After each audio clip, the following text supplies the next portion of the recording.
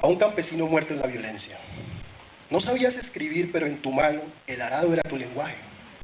Y cuando así la tierra te expresaba la voz, se te volvía más suave. Tu corazón, el agua, el viento pasaban por el río. Tu palabra fue la densidad del aire y la luz de toda su alegría. Un día sin por qué, sin que supieras que la muerte venía, te quitaron la vida. El cielo alzó la frente, como si lo llamaran de lejos. Tus ojos dulces, más que el horizonte, todo muerto mira como un hermano. Después, te sembraron igual que una semilla. Tu silencio cubierto por un árbol dejó borrado el crimen. Tramaron las raíces sobre ti su vida, pero aún te escucho respirar en las ramas. En este poema de Cote Lamus hay una particularidad, y es cómo él nos muestra por primera vez el olvido que seremos. ¿Cuántos muertos han sido olvidados? ¿Cuántos han visto llegar la muerte sin saber por qué? ¿Cuántos a la puerta de su casa han tenido ese fantasma de la mano negra presente? Hay 3 versos que de alguna manera sintetizan toda esta brutalidad desesperanzada, sin esperanzas. Aquellos que dicen: un día sin por qué, sin que supieras que la muerte venía, te quitaron la vida.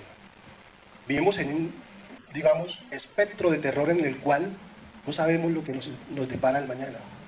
En estos tiempos de conflicto, y eso lo anticipó perfectamente Cote Lamus, no sabemos si mañana, hoy vamos y mañana nos levantamos, porque ahí está presente.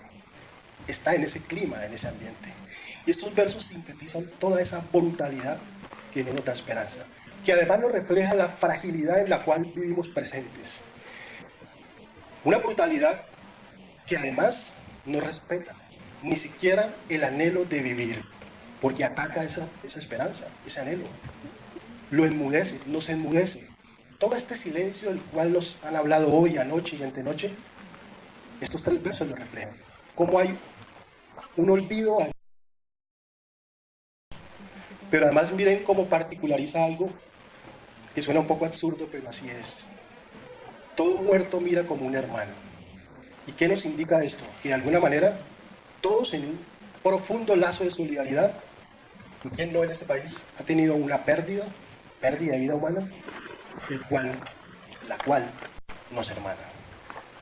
Para rematar, con 2 versos que de alguna manera reflejan todo lo que han escrito en libros, 10 años de literatura, artículos, que son 2 versos contundentes en este sentido.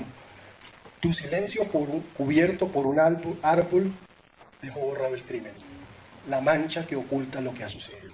Cómo los crímenes son borrados, nos lo dice de una manera tan lírica, pero que refleja toda la brutalidad, cómo borran el crimen. Y no hay presente de ese crimen, quizás no hay cuerpo. En este caso, un árbol representa eso. Que aun cuando la muerte esté presente, aun cuando ese cuerpo esté allí, aun cuando borren ese crimen, siempre quedará el recluta. Hasta que manos piadosas algún sepulcro le dieron, al bajar de la cañada junto a las matas de helecho, destrozada la cabeza por una bala de Remington, con la blusa de bayeta y la camisa de lienzo, un escapulario santo colgando del huesoso cuello, los pantalones de manta, manchados de barro fresco, las manos rudas crispadas, los ojos aún abiertos y la sangre ya viscosa, pegándole los cabellos. Estuvo toda la noche de aquel combate sangriento, abandonado el cadáver del pobre recluta insepulto. Su nombre, un oscuro nombre, difunto Juan Agudelo. Cuando hablan de la campaña lo nombran los compañeros. Su madre, una pobre madre que en el rancho, al pie del cerro, abandonada y estúpida, pasa los días inciertos. Su vida, una oscura vida, la vida vaga de un cuerpo, que fue tranquila y sin odios, hasta el cuartel infecto do penetrado frío que le calaba los huesos, y que tiritar le hacía bajo el valletón de desecho. Conoció toda la angustia de largas noches sin sueño, y de tristes soledades el pobre recluta muerto.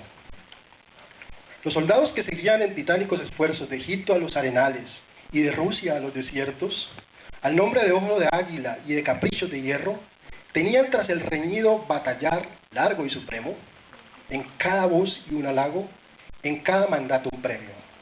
Y miren este conjunto de versos. Mas del capitán Londoño, que fue su jefe en el cuerpo, solo conoció 2 órdenes de detención y de cepo. Un planazo en las espaldas y el modo de gritar ¡fuego! Hasta la tarde en que, herido en el combate siniestro, cayó gritando adiós mamá al pobre recluta muerto. Una crónica, ninguna descripción es capaz de reflejar la brutalidad de esas disciplinas castrenses que hoy, ahora, los medios, los periódicos, las noticias y los noticieros nos revelan. Y que Silva, en un poema fechado, publicado en julio de 1886, ya no muestra. Y que además establece una relación concreta entre el combatiente, su mejor compañero, su fusil y su vida en la milicia. Si ustedes miran, en el poema de Silva hay 2 particularidades. Además, que es un poema que yo diría que formalmente, estilísticamente está mal escrito, tiene una particularidad y es que tiene toda la estructura de una crónica, pero está escrito al revés. En el sentido en que nos está tratando de mostrar cómo desde una muerte nos va contando una vida. Y que se ve reflejado en los versos tal cual como está planteada la estructura del poema. Pero además nos muestra que aún siendo un cadáver, todo cadáver tiene su huella. Y en este caso 2 versos nos dejan la precisión de esa huella. Aquellos versos que nos dicen, destrozada la cabeza por una bala de remoto. Es el mayor rastro o huella que un cadáver conserva de la extensión, que en un texto le escribe después, la brutalidad y la extensión del fusil. Él escribe un texto muy bello sobre el fusilamiento y demuestra cómo es el dueño de muchas vidas y que... Pero además miren el anonimato al cual se ve sometido un soldado en la disciplina castrense. En aquellos versos que nos dicen su nombre, un oscuro nombre, difunto Juan Agudelo. Cuando hablan de la compañía lo nombran los compañeros. Es alguien al batallón. Y eso es algo que de alguna manera Silva intenta reflejar para demostrar cómo todo el horror de esa guerra, de la guerra partidista del siglo XIX, se ve reflejado en estos versos en los cuales nos dicen, más del capitán Londoño, piensen en lo que pasa ahora, que fue su jefe en el cuerpo, solo conoció 2 órdenes, de detención y de cepo. Un planazo en las espaldas y el modo de gritar, juego. Es el único diálogo que mantienen entre ellos, que es el de las órdenes, el del castigo y digamos que el de la tortura. En ese sentido, el poema de Silva, yo diría que es el primer registro testimonial del lenguaje sobre la violencia en Colombia y sobre el conflicto. No lo puedo decir de manera contundente, pero hasta ahora no he encontrado otro registro que nos anticipe el horror que nos está mostrando Silva en ese poema y que está perfectamente ni Cuestor en Queronea, ni lector en Bolonia, ni coracero en Balma, ni infante en Ayacucho, en el Orinoco buceador fallido, buscador de metales en el verde Quindío, farmacéutico ambulante en el cañón del Chicamocha, mago de feria en Honda, hinchado y verdinoso cadáver en las presurosas aguas del río Conveima, girando en los espumosos remolinos, sin ojos ya y sin labios, exudando sus más secretas mieles, desnudo, mutilado, golpeado sordamente contra las piedras, descubriendo de pronto en algún rincón aún vivo de su yerto cerebro la verdadera, la esencial materia de sus días en el mundo. Un mudo adiós a ciertas cosas, a ciertas vagas criaturas, confundidas ya en el último relámpago de nostalgia, y luego, nada. Un rodar en la corriente hasta aliarse en las lianas de la desembocadura. Menos aún que nada, ni Cuestor en Queronea, ni lector en Bolonia, ni cosa alguna memorable. Después de ese poema, uno se comienza a preguntar, en el momento en que justicia y paz se aprueban, los testimonios que nos dan, uno piensa inmediato en este poema, que se anticipó 50 años a todo, a Trujillo, a la memoria de Trujillo. Como un poema escrito, publicado en 1966, pero al parecer escrito en 1955, cuenta él en su finca de Coello, porque ha visto ciertas circunstancias y las está contando. Un poema en el cual, entre nos plantea por primera vez algo que poco a poco aquí hemos escuchado en poco en lenguaje técnico académico, es la contaminación del paisaje. Y no la contaminación del paisaje en términos medioambientales, sino la fusión de la fuerza brutal de la violencia en un cuerpo mezclado con la fuerza brutal de los remolinos de un río. Y ustedes lo pueden ver ahí en los versos. Desnudo, mutilado, golpeado sordamente contra las piedras. Hinchado y vertiginoso cadáver en las presurosas aguas del río Copeima, girando los espumosos remolinos. El año pasado, cuando la semana sacó el libro sobre Trujillo, yo decía, digamos que ese libro es la redacción extensiva de este poema. Y estos 5 versos. Porque por primera vez, y uno pensaría, Mutis, ¿qué estaría pensando cuando escribió este poema? ¿Qué vio? ¿Qué vio en Coello? ¿Cómo lo escribió? Y entonces uno comienza un poco a desenredarlo. No vivía en Colombia, no tenía temor de publicarlo, y estaba protegido, digamos, por su áurea de escritor protegido por otros escritores. Pero solo en ese momento y en esa llanura de Tuluá, al borde del camino, los dos cuerpos, uno junto del otro, desde lejos parecen amarse. Un hombre y una muchacha, delgadas formas cálidas tendidas en la hierba, devorándose. Estrechamente enlazando sus cinturas, aquellos brazos jóvenes, se piensa. Soñarán entregadas sus dos bocas, su silencio, sus manos, sus miradas. Mas no hay besos, sino el viento, sino el aire, seco del verano sin movimiento, uno junto del otro. Están caídos, muertos, al borde del camino, los dos cuerpos. Debieron ser esbeltas sus dos sombras de languidez adorándose en la tarde. Y debieron ser terribles sus dos rostros frente a las amenazas y relámpagos. Son cuerpos que son piedra, que son nada. Son cuerpos de mentiras, mutilados, de su suerte ignorantes de su muerte. Y ahora, ya de cerca contemplados, ocasión de voraces. No puedo decir esto, que esta escena la vi alguna vez cuando trabajé en esta universidad, en la vía Chaparral. Vi justamente esa escena, y cada vez que leo este poema veo lo mismo.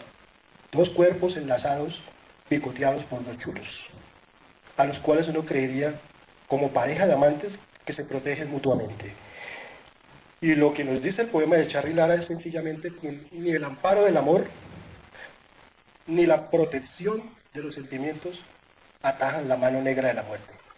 Ni dos cuerpos entrelazados se desenredan aún en el momento más trágico, a pesar de que han sido mutilados, devorados y olvidados.